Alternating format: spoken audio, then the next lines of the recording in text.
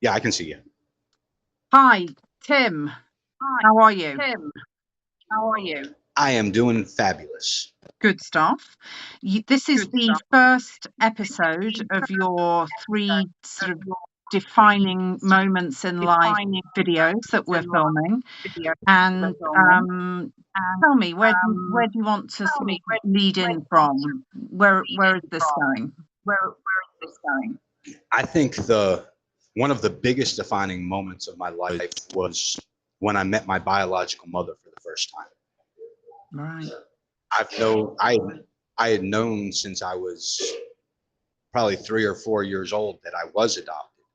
Ah, you can And remember back that You far and remember being told, can that you? far being old, can you? my parents had a book, Why Was I Adopted? And they would go through it with me Right. because they needed me to Right. feel like I meant something. Right. When I was 17 years old, I got a real desire to find out more about her. Mm. And the person who had arranged adoption, it was at a private adoption. The person who had arranged the adoption put us in touch with each other. And we ended up, my parents and I ended up driving from New Jersey to North Carolina to meet with her at my biological grandparents' house.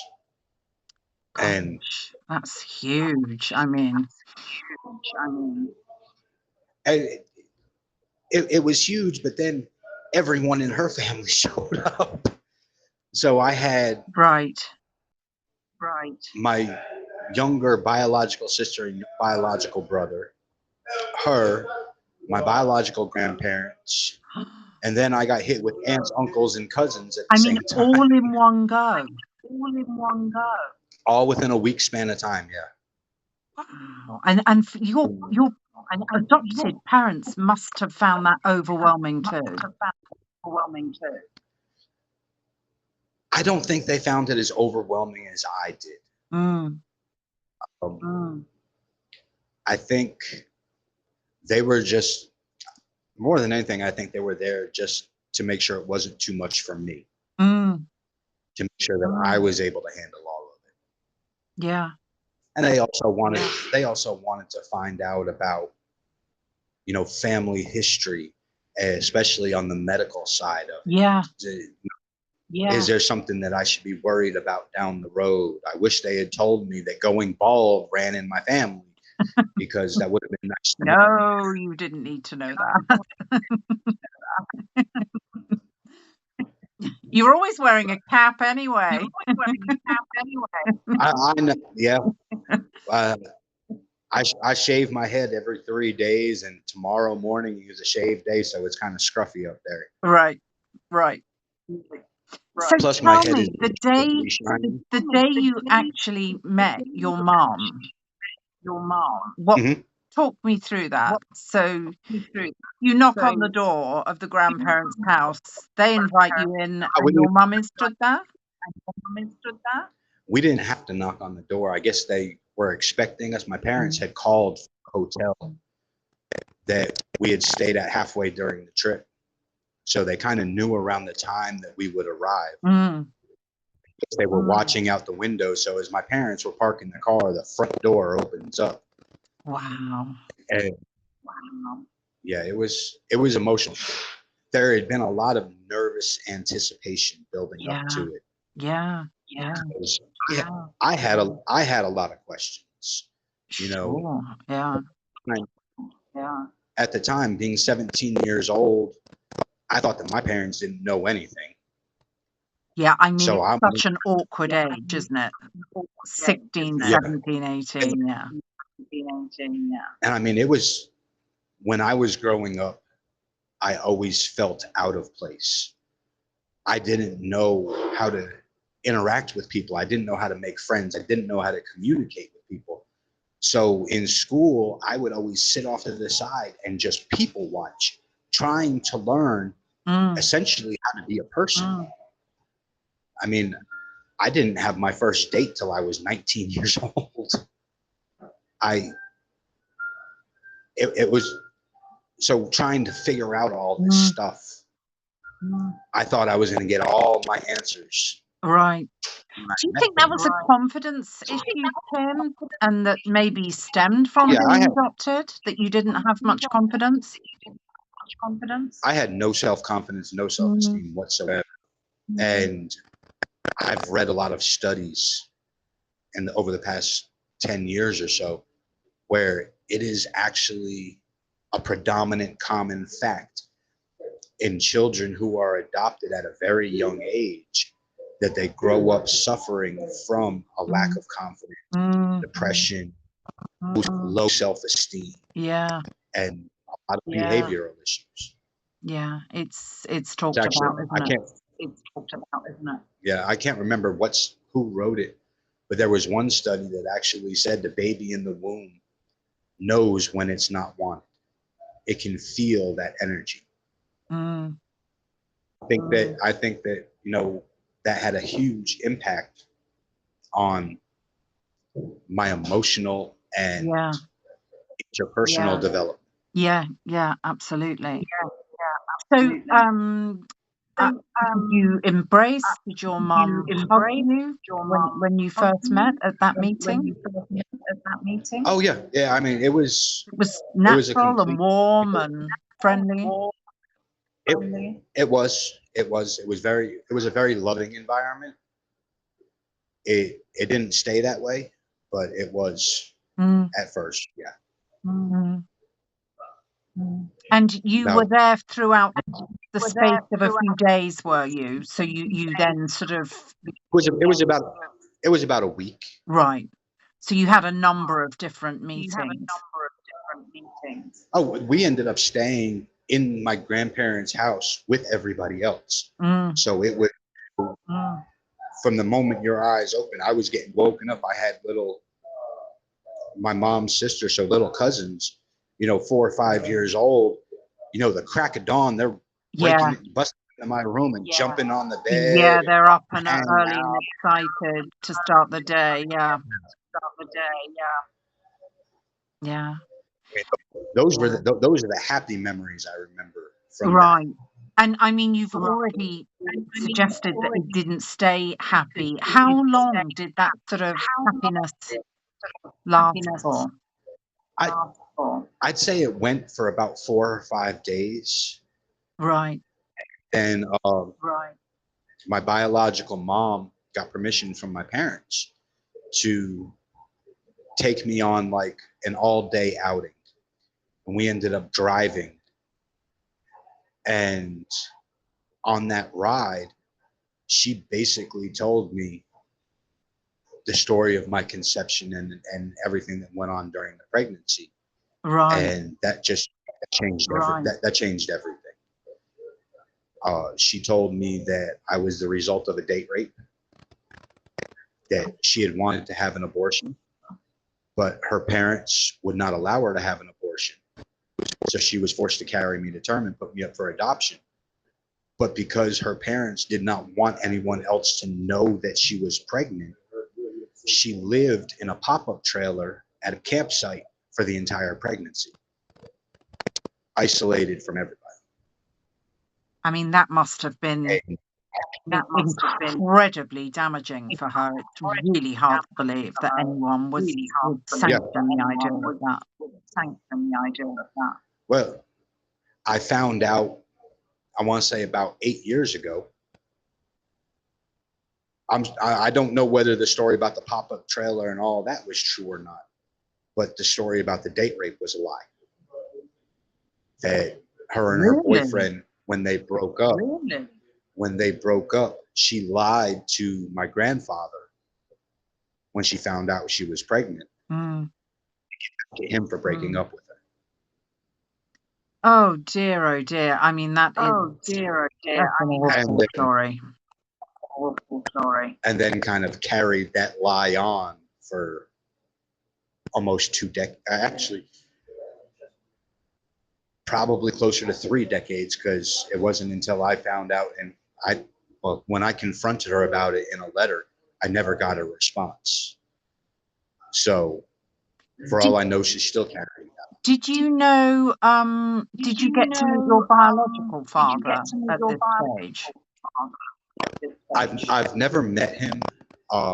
During the appeals process, the post-conviction lawyers actually tracked down my biological father, and he wrote to me, and we started exchanging letters. Mm.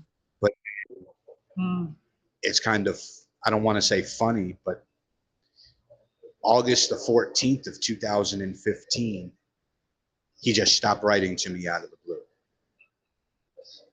He Right. stopped writing right around my birthday. Right. But I don't know whether it was just I him wonder or something why. else, because I wonder why. at that same exact point in time, every pen pal that I had stopped writing. So it was just like 6 or 7 people all at once just stopped writing to me. Mm. So I don't know what was going on with that. But ever since then, I haven't had any contact with him. And all I can do is hope that he finds happiness and has a good life. Mm. Yeah. Yeah.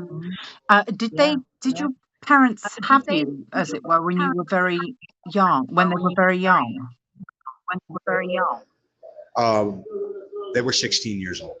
Yeah. So yeah. I mean, it's not really an age where people should be having children, is it? Most people haven't sorted their own lives out at that age, never mind somebody else's. Exactly. And Exactly. did your mother sort of continue then with this sort of story with regards to your father, or did that ever sort of get settled?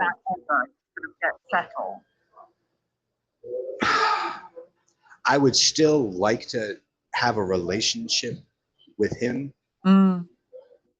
especially since the person that I was 8 years ago is not the person that I am today. Mm. But I can't force myself on him. I mean, and if I can't even imagine how hard it must have been for him not only to Mm. give up his right to be in my life as a baby, but then when you finally get in contact with this person who you essentially gave life to, they're sitting on death row waiting to die. Mm. Imagine what that would do to somebody emotionally and mentally. I mean, it's devastating, obviously. What's changed, Tim, in the last 8 years? You said that you're not the person now that you were then. What's changed in your life in 8 years? About, I want to say about, well, it was in 2023 that I surrendered my life to God and started living for him on a daily basis. And that has really changed my attitude, even my personality. But also at that same time, through the new administration at the prison, music got introduced back into my life, where I was able to start playing music again and start writing music. And the writing music helped me process, and it still helps me process a lot of Mm. feelings and emotions and struggles that I go through. Yeah, I mean, you are the music man on the pod, aren't you? We've had lots of chats about music, and music has played such a huge role in your life, hasn't it? Yeah, and I'm glad it's remained sort of such comfort to you, and also the creativity side of it, where you write your own music. Yeah, that's kind of how I process Mm. when I'm struggling with something or when I'm feeling something. I sit down and I either write something about it or I play something that I've written in the past Mm. that helps me connect with that emotion and process it. Yeah, yeah, it's interesting, isn't it? I mean, at the end of that week, I'm trying to imagine when you sort of returned home from that day out. I can only imagine you must have been sort of ashen, and your stepmother probably looked at you and thought, "Good Lord, what's happened?" I was in shock for a Mm, while. Um, I became kind of numb mm, to everything, but everything kept building up inside of me. And see, we went down there. It was around April of 1997. mm, April of 1997. December of 1997, I tried to kill myself. When my parents went to sleep, I grabbed every pill that I could find in our house and I chased it with 2 bottles of NyQuil. And my mom said that she woke up and I was standing in the doorway of my bedroom, just kind of locked up in a weird, grotesque position. And they had to take me to the hospital. I had to have my stomach pumped. Um, I went into the psychiatric ward of the hospital for a while. And then my parents got me into a secondary uh, treatment facility because mm, I was also using drugs at the time. So they took me there, but I still never really took the time or made the effort to process and mm, deal with all the emotions that I was going through. mm. And and this is a deeply personal question, and it's entirely up to you as to whether you want to answer it. Don't by any means if you don't want to. Would you say that Okay. was a cry for help, that moment, or would you say that your intent was clear? Oh, my intent was clear. I did not. I was in so much pain inside. I did not want to deal with it anymore. I didn't want to feel it anymore. The drugs weren't doing anything to dull it anymore. And the only way that I could think of for the pain to stop was death. Mm. It's, I mean, it's such a sad story, and it's terrible, isn't it? That you know, something really great, you know, that and life changing, like meeting your birth mother, should have turned into actually a story of attempted, you know, suicide. It's so desperately sad. Right. Yeah. What at that stage? Yeah. What connection did you still have? Were you still in contact with your birth mother? I was still not in any kind of regular contact, Mm, but I was still in some kind of contact with her up until I got arrested for what I'm here for now. mm, When I got charged with my charges, she cut all contact and all ties. Didn't want anything to do with it. The crazy part is I'm on death row in Mississippi. She lives in Mississippi. I mean, the irony. Yeah, the absolute irony. Most of my biological family lives here in Mississippi, yet I've had Mm, no contact with them whatsoever. They right. don't.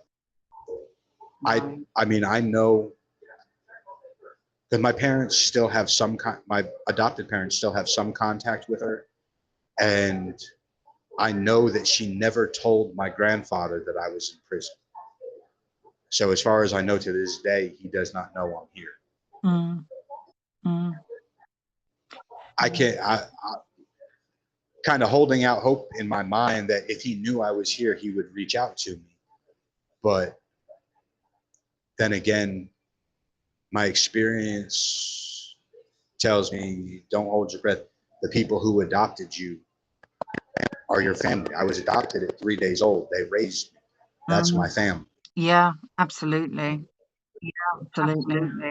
I mean, these situations rarely run smoothly, do they? And then factor in incarceration, which is a moment, Right. particularly when people are sentenced to death row, where so many people lose their families and friends. It would Oh appear yeah. that some Oh yeah. love really is conditional, isn't it? I mean, it's Oh, heartbreakingly sad. it goes beyond heartbreak. It's devastating. Mm. It, I just it, cannot it, imagine how that must feel and how it must add to what is already a desperately difficult situation to find yourself in. it's, I know I'm going to say the first 10 years I was on death row, I have a very good memory, and I basically replayed my entire life over and over and over, Mm, really all those bad decisions that I made. And well, what would have happened if I did this, and then trying to imagine. And I was torturing myself with that. mm, What the stuff that I've done, I can't go back and change it. All I can do is every day, one, make sure I don't make the same mistakes I've made in the mm, past, and two, try to be the best person that I can, mm. because Uh, that's not something I was concerned with. yeah, and I really feel that you do that, Tim, and I feel like you really do take accountability, and you hold yourself very well in all of this, and you've strived so hard, you've made improvements, and you have to be credited for doing that. I don't want to take responsibility for what I've done, but the stuff that I've done, I can't blame anyone but myself. Mm. And it's important that you are able to say that.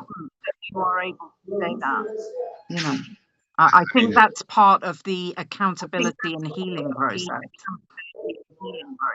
Yeah. Mm. I mean, I've one of the things I've realized, you know, being on death row with 33 other guys, everybody's cases are different. Mm. There Yeah, are people, utterly. there are people, Yeah. I'm one of the ones that says, I'm not innocent. I just didn't do what they said I did. Mm. Mm. Did I deserve to be punished for what I actually did? Yes. Mm. But what I actually did is nothing even close to what they accused me of Mm. in my trial. And yeah. So that's another thing I have to live with in my mind. Yeah, no, I mean, it's so convoluted, isn't it? And emotionally, Yeah. I think it's very difficult. And I hear this from other guys where they say, well, hey, like what I'm actually here for, I'm not guilty of, but I am guilty of a lot of other things. But just with Yeah. me, not the one I'm actually sat here for, and I mean, if I had a pound, or in your case, a dollar for every time I heard that, it We have to just work seems, again. it's a messy system, and the American system is way off of perfect. It's broken. Mm. It's definitely broken. To what extent would you say substance abuse was a problem for you? Oh, I was a full-fledged alcoholic and drug addict. Right, I was snorting heroin at 18 years old. right. The only thing I never, Can you remember the beginnings of that? What sort of made your head, why your head was turned to that? being feeling so awkward in social situations, Mm, I tried to fit in, and then I kind of noticed when I was drinking or when I was high, I actually felt at ease with other people. mm, I didn't feel like an outsider. I felt like almost like I belonged. yeah, I was going to say So I it's wasn't such a sense of belonging, isn't it? right. Mm, So for me, it wasn't necessarily the feeling of the drug or the alcohol. It was more the feeling of being normal, mm, something that tried to find for as long as I can remember, just feeling normal in my own skin.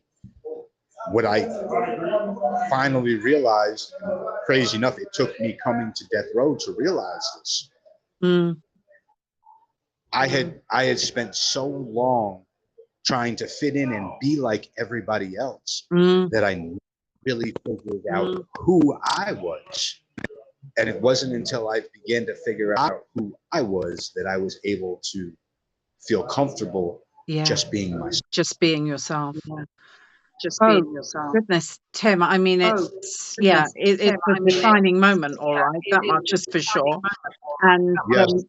we've nearly talked the clock down, so we're going to finish this one here. And obviously, people are going to have 2 more episodes to listen to from you. This is number 1, and it's really interesting. And I thank you for being so open and happy to talk. Not a problem. Brilliant stuff. It's always good talking to you. You too. Take care, won't you? Take care. Bye-bye. Bye. Bye.